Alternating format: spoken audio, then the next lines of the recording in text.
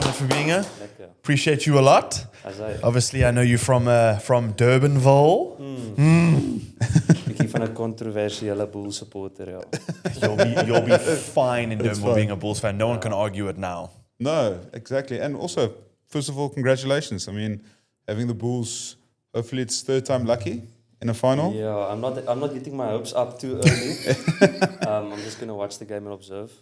But yeah, I mean, last year I was gutted. Really thought we had that one in the bag, especially at halftime with a comfortable lead. Yeah, I mean, but I think everyone thought the Bulls, especially last year. I mean, they were on top form. Yes, dude. But I must say, the Bulls, and it's tough now with Cameron getting injured, and I don't know what your thoughts are on that. But I think the team, with Huissen back, I think Willie Leroux's playing exceptionally good at fullback, and he's just driving that backfield of theirs. But so, what's your thoughts on that 9-10 Emrose Papiere, Huissen, Willie at the back? What's your thoughts on the Bulls' attack at the moment? Initially, when the Goose got injured, I was a bit upset and I was very skeptical going into the tail end of the season and the knockouts. But Keegan actually stepped up. He played very well last week in the quarters. And then getting the news that the Goose is back, I was like, okay, great. And he played well, and then Keegan played well coming off the bench as well. Ambrose is playing phenomenal rugby. I think he's very unlucky not to get called up, but that's just my opinion. And Willie played well in the quarters. He basically governed the entire match. I think without Willie on the field last week, the Bulls lose that game. He was directly involved with 3 of the tries. Yeah.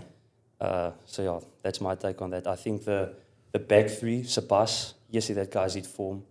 He's just reached a new level of intensity. Yeah. Some more elusiveness in his running and his carrying. The hits he put in yesterday in the semi was insane. And Kainan is Kainan. I mean, Yeah, exactly. I need to say a lot. Damn, he played well. It's quite interesting. I mean, with Emrose, it's the stock, the stock that South Africa have at 9 at the moment. I mean, it's all the way from the Lions group with Krappie there, guys like Herschel Yankees and Paul the Vets. It's tough for them being left out. Emrose being left out of the Bok camp. I mean, Kobus Reinach's coming back. Faf is still there. Jaden and Grant and those guys, they're all such good 9s. It almost feels unfair for a guy to have one of the best seasons of his life, and he's the most devastating attacking scrum-half at the moment, or one of the most devastating scrum-halves. But there's just no space for him to get into the box, and I think that's tough. But and I think probably we can also talk a bit about the pack of forwards the Bulls have at the moment, and I would love to get your insights because, I mean, Marcel coming back from an injury, Ruan Orkia captaining the side extremely well. I mean, the front row is just devastating.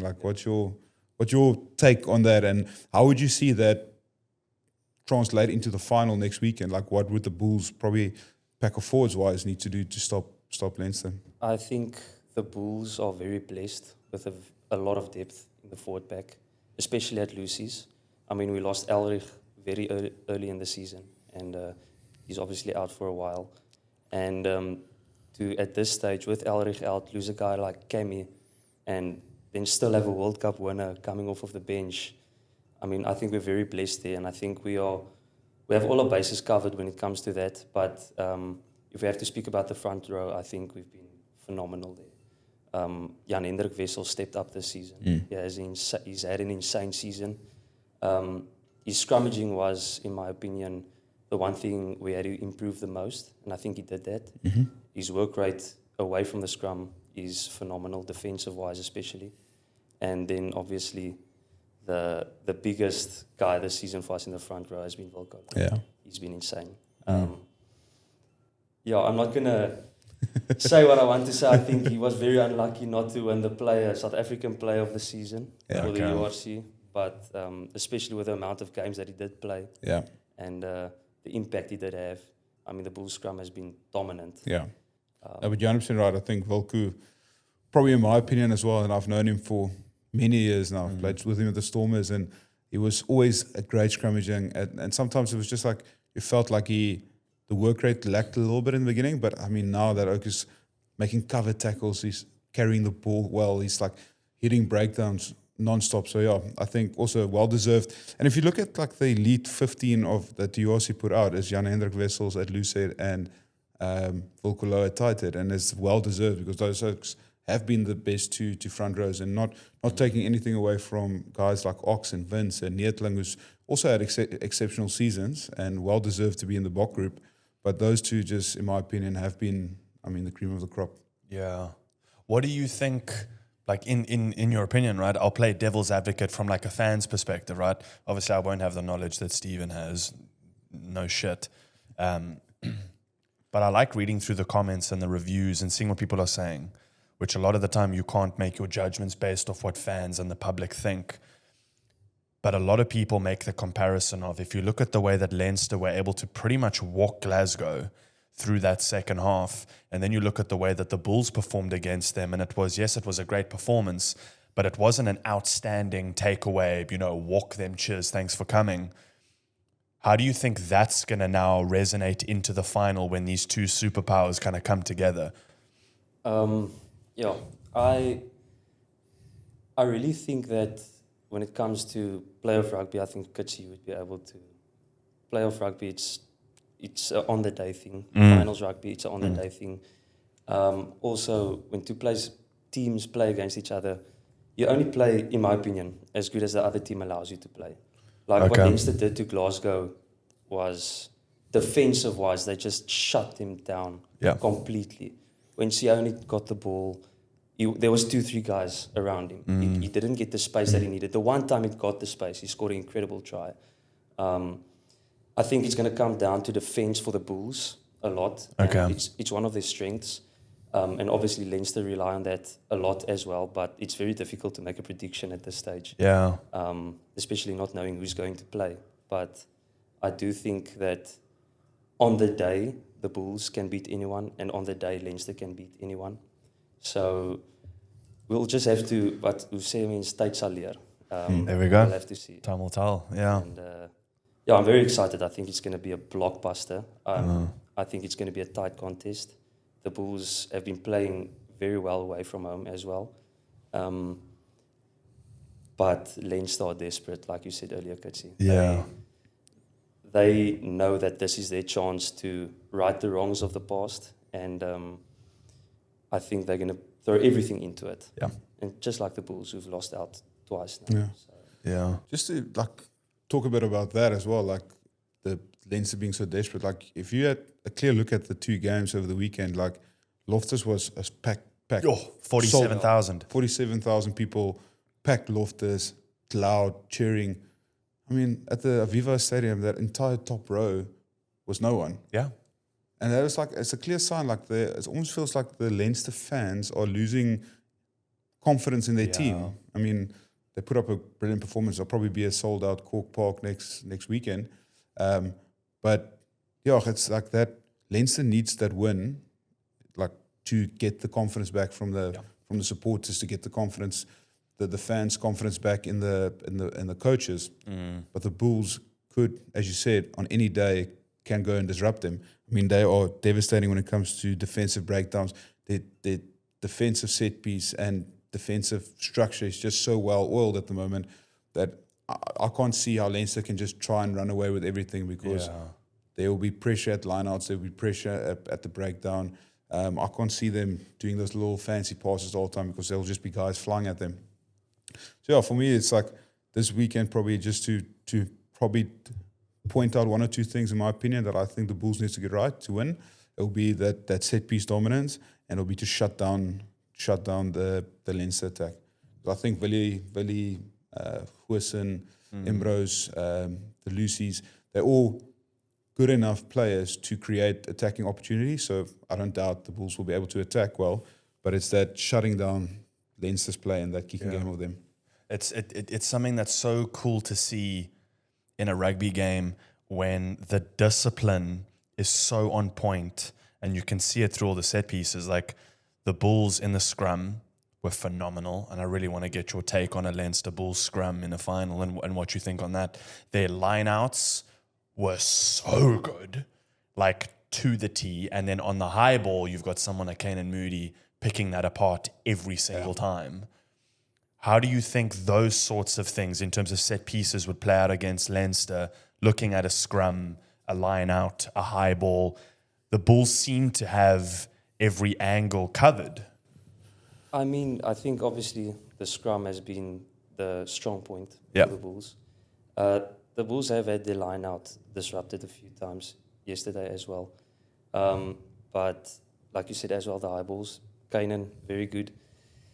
I think the first couple of scrums was obviously it's going to set the tone. I think the Bulls were unfortunate yesterday not to get their own feed in one of the early scrums in the match. Okay. And I think they were a bit unlucky not to get a few of the calls going their way.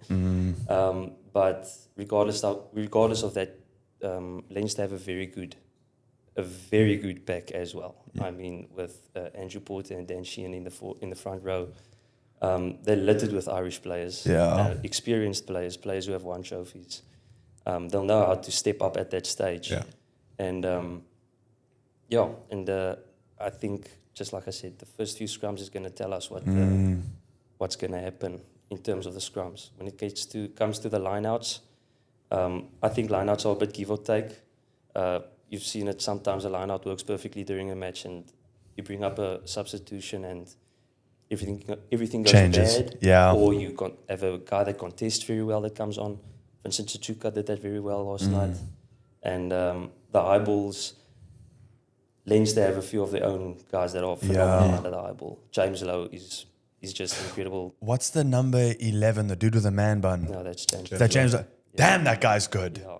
Every time I watch him, I'm like, shit. Damn it. And Tommy O'Brien, all those guys. They're all very good.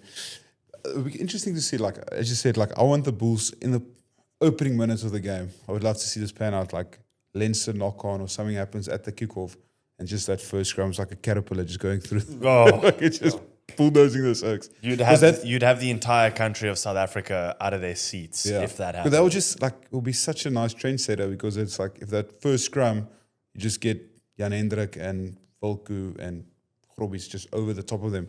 It just sets the mood for the game. So I'm excited to see it. But I think probably in that sense, Leinster's not a stupid team, and they've got a smart pack of forwards. They'll come up with tricks and ways to try and avoid the scrum. I think they know they won't be able to win there, but but like what was your guys' take on the 3 yellow cards? Because the one that they gave to Hanekom, I was very confused about.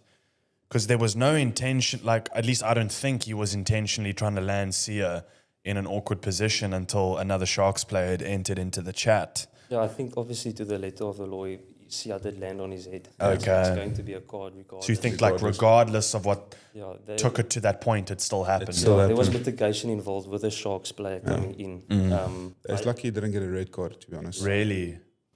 I'm a bit confused with Marcel could see a yellow card at the end of the first half. It was a repeated infringement. Did they give a warning for that? Or there was other penalties that happened leading up to that. Okay. There was like... But not the same infringement specifically. Wasn't it the first one in the 22? I mean, I'm a Bulls fan, so I'm going to argue with it. So. No, it's good, but no, it's like there was things that happened quickly off the edge. I think it was just like because it was quite cynical. It was 5 meters from the line. They didn't give the penalty try away, but he still collapsed them all, and I think the ref was just a bit over it. I was just confused because he gave a warning after the next penalty. But I mean, the fact, I'm going to say it now, I think the Sharks will be very disappointed that they weren't able to capitalize. 100%. When the Bulls were 13 guys on the field. Like you said, Gutsie, the 2 tries the Sharks did score were on the wings. Mapimpi and Ethan Hooker scored. And they have a maul in the corner. They probably have a 2-3 man overlap at least. They could have gone over and scored there, definitely, at the end of the first half. No, I think the Sharks will be kicking themselves if they have to relook at that 10-minute phase when they were 2 men down, because the opportunities were there. Like, they could have easily pulled the trigger, played a bit more expansive rugby, but also I don't know what the mindset is of the guys. It's in trying to tire out the forwards, thinking they've got the endurance game on them. That's why maybe kept it close. But I mean, in a semi-final, you have to take the opportunities, every opportunity you have. And then talking about like the yellow cards and discipline, I mean, the Bulls can't allow yellow cards to happen against Leinster because they'll punish them big time because they will take those opportunities. But yeah, I'm excited for this weekend. I'm going to be at Capital Craft in Pretoria, so I would have been in Pretoria anyway if the game was there. But are you at the game? No, I'm Capital Craft, so it's a beer festival there. So I'm going to drink some craft beer. Time to send it. Yeah, and then watch the game there. So I'll be very lit by the time the game kicks off. 100%. You got to be Letty Teddy ready for that. I don't know where we're watching. Are you guys watching in? Are you doing a Haney's Durbanville vibe? No, I'm gonna host a bride at my house. It's my birthday during the week, so. Lekker. What day is your birthday? On Tuesday. This comes out Monday. Happy birthday. Happy birthday. Happy birthday for that. Happy birthday. And Kitsy, let's do happy birthday to you. Hey. Happy birthday to you. I was by myself on that last line, but I love you guys. Happy birthday. Got you, bugger. The Bulls have obviously now pulled through, will be in the final, get the shot at redemption. But it was an exciting year overall for every South African team, right? Looking at the other three that haven't made it through, from a fan's perspective, I'd love to get your take on what? On the other three teams and what you think went wrong and what you would like to see changed moving into the next season. I'm going to start with the Lions. Okay. I was very gutted by the way they started playing when they went on tour. I'm not sure, it was a few, maybe 4 or 5 rounds before the last round. And they went on tour and they started losing after they were on a hot streak. Even if you look at the beginning of the season, they were top 3, I believe, for the first 3-4 rounds. And all of a sudden their form just dropped and they lost home games to a team that you expect them to win. They're obviously a very young, inexperienced side compared to the other South African sides. And I don't really know what went wrong. All I can say is I was extremely disappointed as a neutral supporter when it comes to their matches. The Sharks, they obviously are littered with Springbok players, and they had the best season they've had so far. So I think they can definitely take a lot out of the season and build on that. And when it comes to the Stormers, obviously as a Bulls supporter. Okay, it's a rivalry. I like it. It's a rivalry.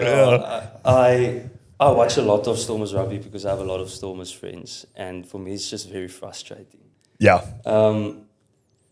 There are times where the Stormers play some of the best rugby I've seen. Like that try that the Stormers scored after half time against Glasgow. That was Stormers rugby as I grew up with it. That's how I know Stormers rugby. But it seems that the Stormers do rely a lot on individual brilliance. Yeah. They obviously have a lot of brilliant players. I mean, Sasha is phenomenal. Warwick is phenomenal. Damien is phenomenal.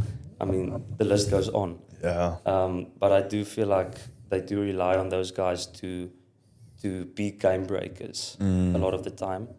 And they don't necessarily break down a team's defense like you would see from a Sharks or a Bulls or a Leinster or a Glasgow. That's my take. Okay, that's my take on the Stormers. Dude, great take. Great take. Yeah. Frustration was definitely the right word. Oh, dude, that I watched that Glasgow game and I was shouting at the TV. It's just fuck. Yeah, it's close. Yeah. I'm not going to name names, but certain players that I expected to do much better did stuff that I wouldn't. It's a bit more out of character. A bit out of character, uncharacteristic mistakes, and maybe a bit overwhelmed by the moment. You know, it's also like, I think for the fans, it's going to be such a cool thing for Cape Town coming now, 28th of June is the Barbarians coming to Cape Town, playing against the Boks. Yeah. So that's going to be super fun. And you know what I'm actually looking forward to the most because I think the box against Italy is going to be a nice way for the guys to try combos and then especially against Georgia as well, like try different combinations leading up into the rugby champs. But the British Irish Lions touring Australia. Yes. Yeah. That, I don't know what your take on that, but that I'll wake up for every morning. Yeah. And I'll go to studio and I'm talk about it. pretty comfortable to say that I think the Lions are going to take it. But I Yeah, also have to be careful doing that because it's Australia and I'm very biased against Australia. So no, it's going to be tough. I don't know what your take is, and you can maybe elaborate as well. But like, the Lions tour is such a big thing, and I think Australia at home, they'll probably would have prepped very well for this thing, for this tour. So I don't think it's just going to be a walk in the park for the Lions in the first place. I think even their midweek games, it's going to be tough, and they're going to play against some strong opposition. But I think probably Australia will win 2-1, I think, at the end of it. you think so? Okay. I would love that to happen, to be honest. Really? I think the best thing that could have happened for Australia leading up to this tour is Schmidt staying as the head coach. At the end of last year, the Wallabies really started gaining momentum, especially with that win against England. They started playing some good rugby after really struggling to find their feet. And I think Schmidt has had time now to put his system in place. And his coaching style, he has a very, I would say, conservative way of playing the game. He likes to break down a team. He likes to analyze other teams and find their weaknesses and capitalize on those weaknesses. So I think he'll have a very deep look into how Andy Farrell coaches a team. And let's hope they can do something. And when it comes to the Lions, what a squad. I mean, and what a coach as well. I think it's going to be, from the Lions side, they're probably going to be playing the more exciting style between the two teams.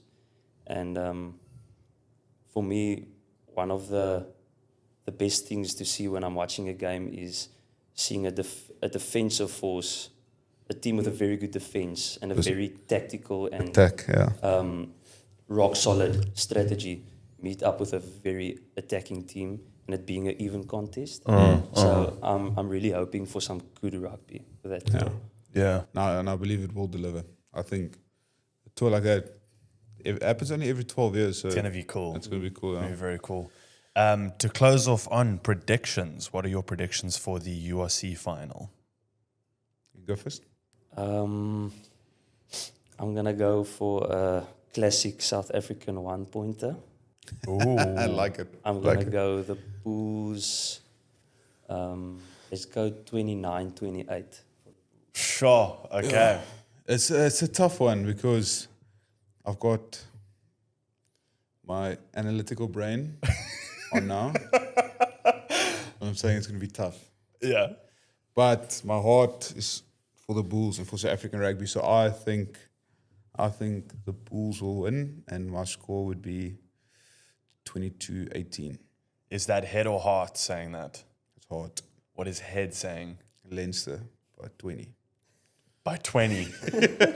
Oh, okay. Okay. Well, Leinster's, again, I stand corrected. Leinster's kicking wasn't great at all. Yeah, Pendergrass struggled a bit. But it wasn't a great day for kicking, so I'm not feeling very confident. Kicking didn't really have any effect on the outcome. Yeah. Granted, good point. So, look, I don't think they're going to struggle to get over the line. So I think I like the 1 point difference. That'll be a try for try, them kind of going back and forth. I was going to say I don't think Leinster are going to leave the teens, and I think the Bulls would make it into the 20s, but I'll put it at a low teens for Leinster and a high teens for the Bulls. Yeah, I don't know if it'll be a very high scoring game. Maybe I'm just hoping for that. I hope it's a very 50-50 entertaining match. But again, that's my heart saying that. I hope the Bulls take it. I really, really, really hope they do. So it's also like, if you think about venue, I think they're playing at Croke Park. And I don't think the Bulls have played there before. I don't think so. Yeah, they've only played Aviva and RDS. I'm not sure where they played Munster when they beat them. They would probably play there. But yeah, it's a massive stadium. It's like a 90,000 seater. yes. It is a big stadium. That's almost double Greenpoint. Wow. Okay. Hopefully it's a full attendance and all the saffers come out the woodwork. We just They want were to just see. like book tickets from London. Yeah, Like, everyone was, come on, boys.